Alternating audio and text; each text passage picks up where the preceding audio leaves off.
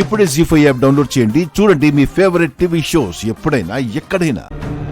ఆ నారాయణమ్మ నిజం చెప్పేసేలా ఉంది. అంతవరకు రానివ్వను. నువ్వేం కంగారు పడకు. విధి ఆడిన వింత నాటకంలో పున్నమి ఒక పావులా మారింది. అందరూ పున్నమి జీవితంతో ఆడుకున్నారు. వాళ్ళ జీవితాల కోసం పున్నమిని వాడుకున్నారు. ఇక మీదట పున్నమి ఎలా జీవించాలనేది అలాగే జీవించాలి. నారాయణమ్మ, ఏం మాట్లాడుతున్నావు? ఇంకేం మాట్లాడుతుంది అన్నయ్య గారు? కూతురు చేసిన నిర్వాకాన్ని ఎలా కప్పిపుచ్చుకోవాలా అని ఎలా మాట్లాడుతుంది? పని మనిషిగా రాజమహల్లోకొచ్చి వారసురాలిగా బతుకుతుంది కదా. ఇక మీదట వారసురాలిలాగా కాకుండా పని మనిషిగానే బతుకుతుంది. అవకాశం ఇవ్వండి అని అడుగుతుంది. అంతే కదా నారాయణమ్మ?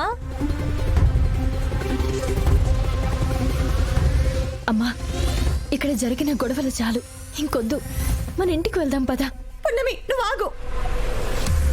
నువ్వు ఉండాల్సింది మన ఇంట్లో కాదు, నీ ఇంట్లో ఉండాలి. అదే ధర్మం.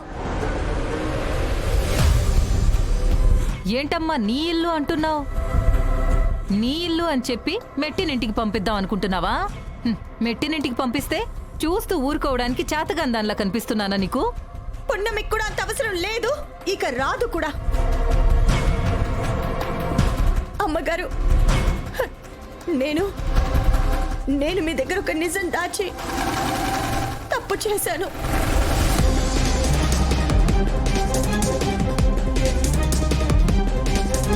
ఒక అబద్ధాన్ని నిజంలాగా మార్చి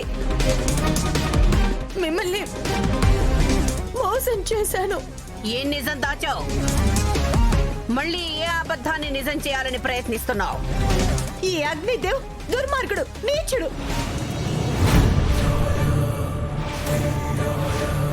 నా భర్తని కిడ్నాప్ చేసి వీళ్ళు చెప్పినట్టు చేయకపోతే నా భర్తని చంపేస్తానని బెదిరించారు. ఏంటి నారాయణమ్మ, నా గురించి లేనిపోనివి చెప్తే నమ్మేయడానికి అక్కడుంది ఎవరనుకుంటున్నావు? మా పెద్దమ్మ.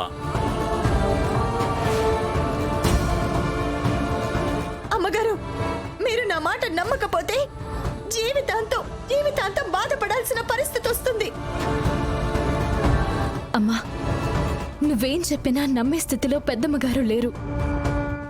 మనం వెళ్దాం పదమ్మా. నువ్వు కాసేపు ఆగు పున్నమి. నీకు జరిగిన అన్యాయం గురించి అమ్మగారికి తెలియాలి.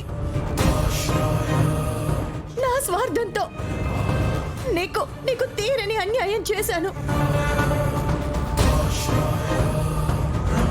ఇన్నాళ్లకి నిజం బయట పెట్టే అవకాశం వచ్చింది. నారాయణమ్మ, నువ్వేం చెప్పాలనుకుంటున్నావో సూటిగా చెప్పు.